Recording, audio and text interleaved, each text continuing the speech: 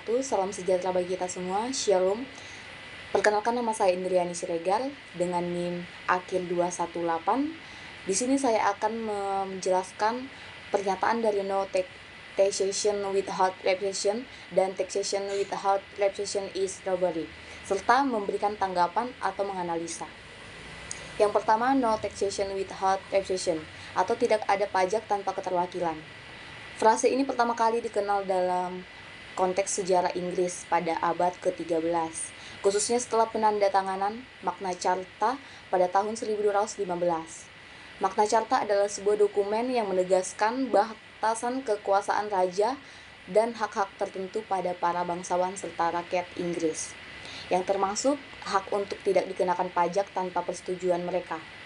Slogan ini menggambarkan ketidaksetujuan masyarakat terhadap pemerintahan yang otoriter, di mana raja atau pemerintah bisa dengan bebas menegakkan pajak tanpa melalui proses legislatif yang melibatkan rakyat. Konsep ini kemudian berkembang di Inggris dan Amerika, dengan penekanan pada hak rakyat untuk berpartisipasi dalam pembuatan keputusan politik yang memengaruhi kehidupan mereka, termasuk keputusan mengenai pajak. Dalam konteks ini, pajak dianggap sah jika melalui persetujuan atau keterwakilan rakyat, misalnya melalui parlemen atau badan legislatif yang dipilih oleh rakyat.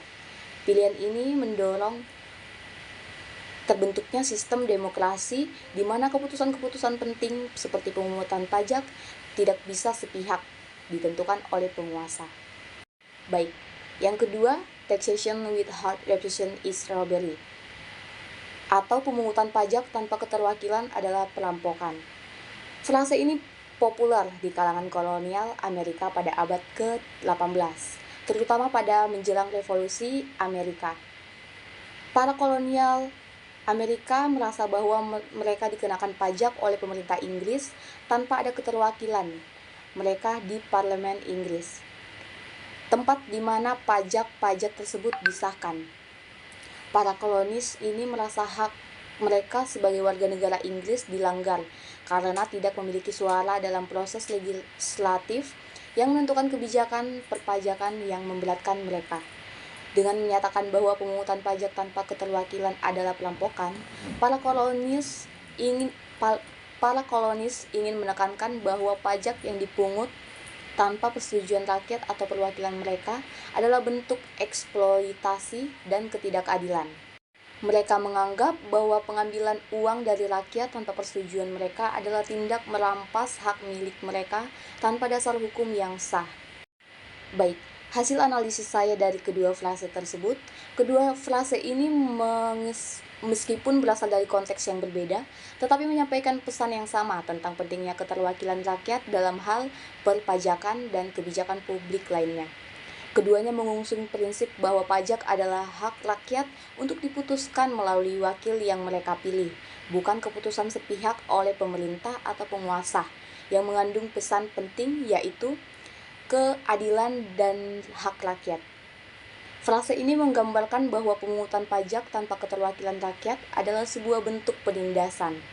Masyarakat berhak menentukan bagaimana sumber daya yang mereka hasilkan melalui pajak digunakan dan oleh siapa yang dapat menggunakan pajak tersebut.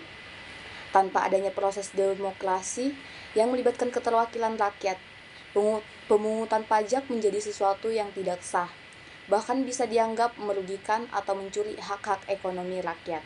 Yang kedua, legitimasi pemerintah. Slogan ini juga menuntut agar pemerintah atau penguasa memiliki legitimasi yang kuat untuk memungut pajak. Legitimasi tersebut hanya dapat diperoleh jika rakyat memiliki suara dalam proses legislatif yang mengatur pajak. Tanpa keterwakilan rakyat, pemerintah dianggap tidak sah dalam melakukan pungutan pajak, karena pemerintah tidak memiliki dasar yang kuat untuk mewakili kepentingan rakyat. Yang ketiga, dasar demokrasi. Frasa ini juga mencerminkan prinsip-prinsip dasar dalam sistem demokrasi modern, yaitu keterlibatan aktif rakyat dalam pengambilan keputusan yang mempengaruhi kehidupan mereka. Pemungutan pajak tanpa keterwakilan jelas bertentangan dengan prinsip ini dan mendorong gagasan bahwa pemerintah harus bertanggung jawab kepada rakyat yang mereka pimpin. Yang keempat, relevansi dalam konteks modern. Meskipun kedua frase ini muncul di masa lalu, prinsip yang terkandung di dalam masih sangat relevan hingga saat ini. Demokrasi modern mengakui pentingnya keterwakilan rakyat dalam setiap kebijakan negara, termasuk pajak. Proses legislasi pajak yang transparan dan melibatkan perwakilan rakyat adalah salah satu cara untuk memastikan bahwa pemungutan pajak dilakukan secara adil dan sah. Selain itu, saat ini kita dapat melihat bahwa banyak gerakan atau protes terkait pajak dan kebijakan publik yang berfokus pada masalah keterwakilan. Sebagai contoh, jika sebuah kebijakan pajak ditetapkan tanpa melibatkan masyarakat atau tanpa mendengar aspirasi rakyat, hal itu dapat menimbulkan ketidakpuasan dan bahkan konflik sosial.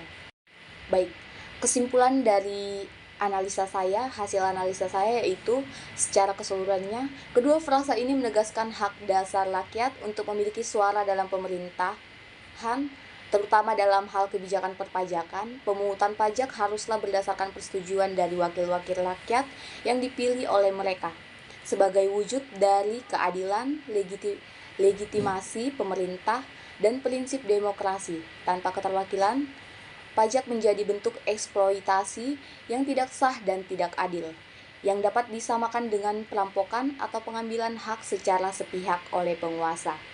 Sekian presentasi dari saya. Shalom.